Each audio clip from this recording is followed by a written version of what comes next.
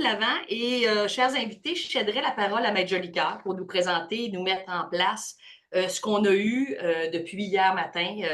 Maître Jolicoeur, c'est un très grand changement dans la copropriété. Est-ce que c'est un plus grand changement que celui de 1994? Je vous laisse nous débuter, nous mettre la table.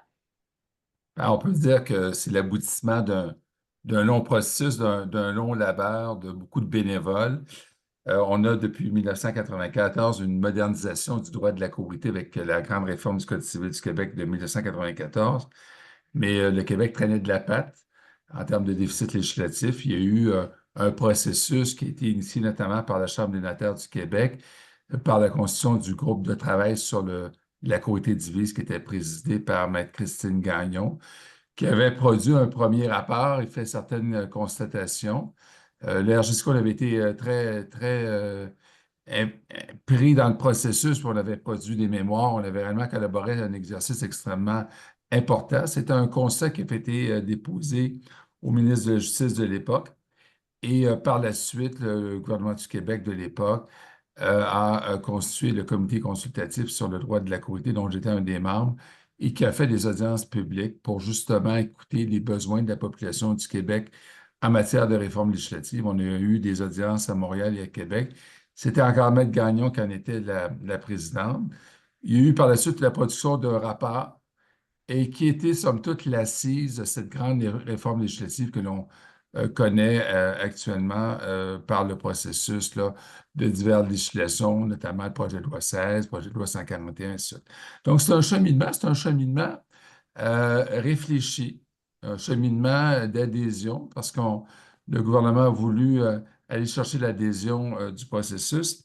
Et dans cette réforme législative, et c'est une nouveauté, Mme Couture, dans notre législation, c'est qu'on a prévu de préciser le cadre législatif par voie réglementaire. C'est de ça dont on va parler ce soir.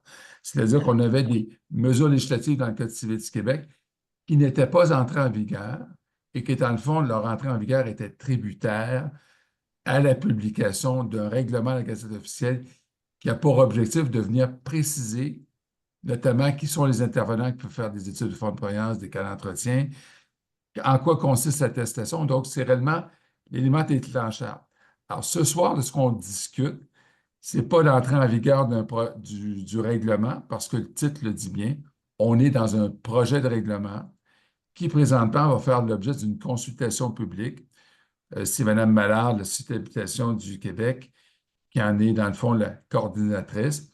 Je vous rappelle que c'est un projet de règlement qui a été voté par le Conseil des ministres sous la tutelle de la ministre France-Hélène Duranceau, qui est l'actuelle ministre responsable de l'habitation. Donc, on met peut-être la table là, pour voir. Alors, tout ce qu'on va discuter ce soir, c'est d'un projet de règlement, mais qui s'en vient.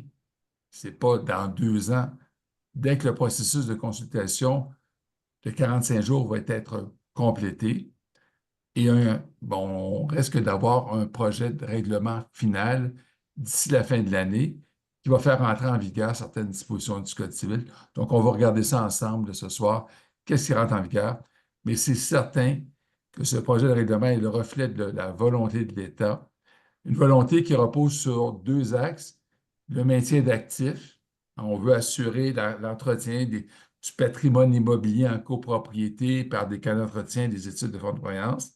On va voir M. Julien Gobin-Simard qui va nous donner le fin détail ce soir, mais également un volet de transparence. Et c'est peut-être là-dessus que Mme Bégin va nous être d'une grande utilité ce soir parce que c'est elle qui est au cœur de la transaction immobilière.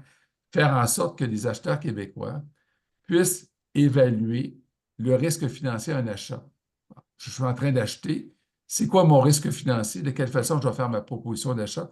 Donc, il y a vraiment une volonté de l'État de rendre plus transparente la transaction en copropriété, ce qui va avoir évidemment des impacts là, sur les copropriétés qui sont malheureusement mal entretenues au Québec. Donc, je pense qu'on peut dire en conclusion que c'est un processus très important que l'on vit actuellement au Québec par le dépôt du projet de règlement.